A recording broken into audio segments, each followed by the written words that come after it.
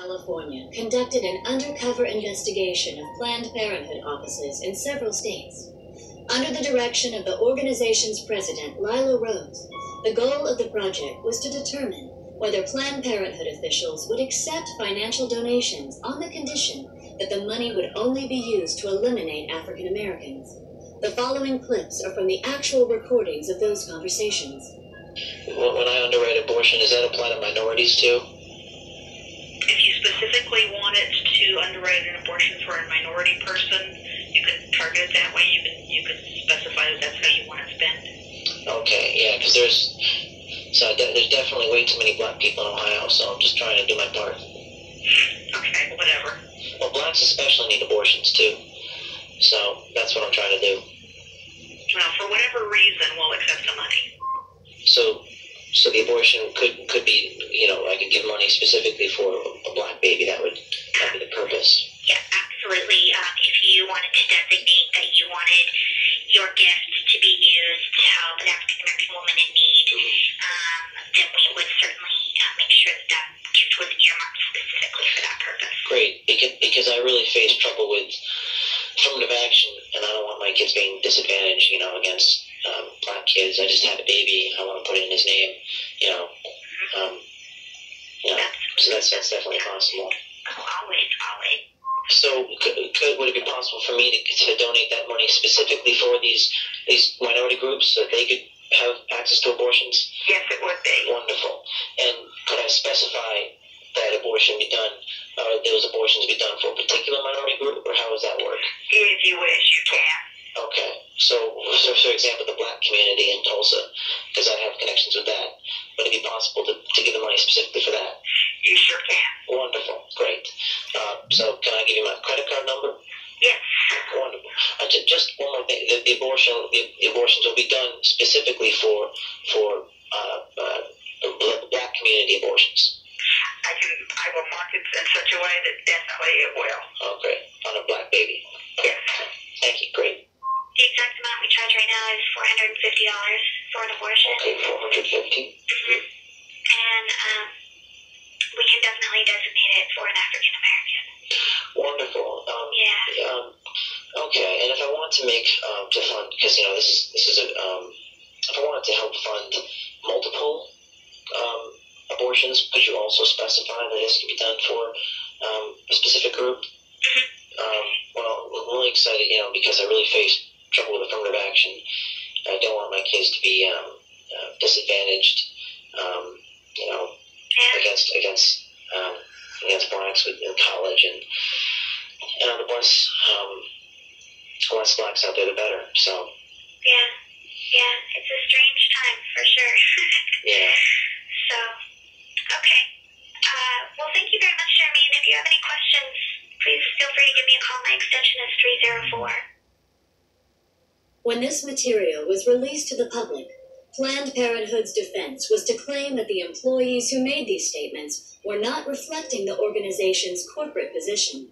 But in 1986, Planned Parenthood's national president, Faye Wattleton, made the following statement during an interview on CNN.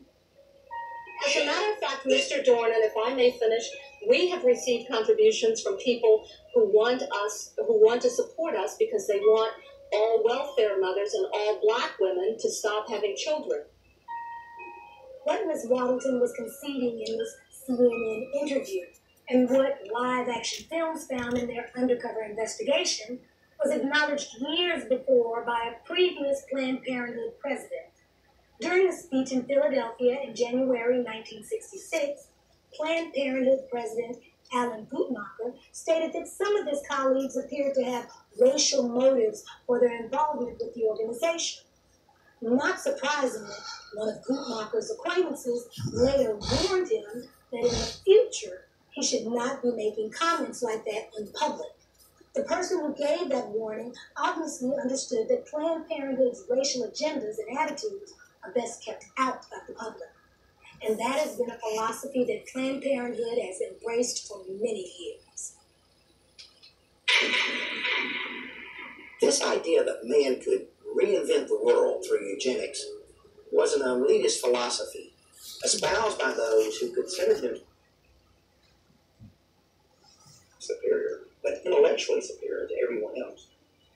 And Planned Parenthood became the golden child of these people because Planned Parenthood is the one who figured out how to make eugenics work. They figured out that the key to racial genocide is not in killing people, but in convincing the target group to commit mass suicide. This is what birth control, and especially abortion, are all about. And the reason Planned Parenthood has been so successful is because, unlike other eugenics organizations, they have always been able to keep their agenda hidden from the public. In fact, sometimes they are even able to hide it from their own people. I will assure you that there are Planned Parenthood employees and volunteers all over this country who have no idea what they're actually involved in. Then there are other people who will look you right in the face and tell you that racism was not the driving force behind the American eugenics movement. And I think you'd have to be a complete idiot to believe that. The truth is that if blacks had never been stolen out of Africa and brought here in chains, there would never have been a eugenics movement in the first place. There would never have been forced sterilizations. There would never have been a birth control revolution. There would never have been a call for the legalization of abortion. And you would have never heard the terms population control and family planning. The fact is that had slavery never existed, Planned Parenthood would not exist today. We need to remember that over 60 years ago, a man who could today be called the father of modern-day eugenics proposed that population control clinics be concentrated in minority neighborhoods. And now today, the vast majority of Planned Parenthood clinics are located in our neighborhoods. Are we really so naive to believe that this is all a coincidence? We all know that drugs, alcohol, and tobacco are devastating, especially in the black community. We know that the big corporations target us with the ads and the marketing campaigns. And yet, we don't notice that Planned Parenthood is doing the very same thing. We need to pay attention to the fact that in the 1960s, when we as African Americans began to demand our civil rights, for the first time in American history, there began a widespread cry in our government for legalized abortion. Was that coincidence too? Or could it be that when we said we would no longer sit on the back of the bus, a place was being reserved for us down at the abortion clinic? For most people, it may be hard to conceive that the ethnic cleansing going on today through legal abortion began with the fear of freed slaves. But as you have seen, that is exactly what happened. When colonization failed, Charles Darwin and Francis Galton were there to tell the world that people of African descent were just one small step above the ape. And white elitists embraced that philosophy, not because they had studied it and found it to be true, but because it gave them the permission they needed to wipe us out. And that launched a chain of events that quickly took on a life of its own. Every time one eugenics strategy failed, another was invented to take its place. It was a pattern that would be continued from one generation to the next until they finally discovered the strategy that worked. You know, when you study the Nazi Holocaust, you can see these films of Jews running into ditches to be shot in the head. You can even see films of them actually walking into the gas chambers. And it's tempting to ask yourself why they didn't fight back. I mean, if you're going to be killed anyway, what do you have to lose? Perhaps the answer is that they simply could not believe it was really happening. Maybe the normal human mind is just not wired to accept that your fellow man is capable of such senseless brutality on such a scale, even when you see it happening with your own eyes.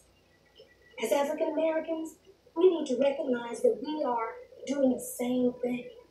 We need to understand that terms like pro-choice and reproductive rights and family planning are nothing more than marketing slogans. They're just code words that organizations like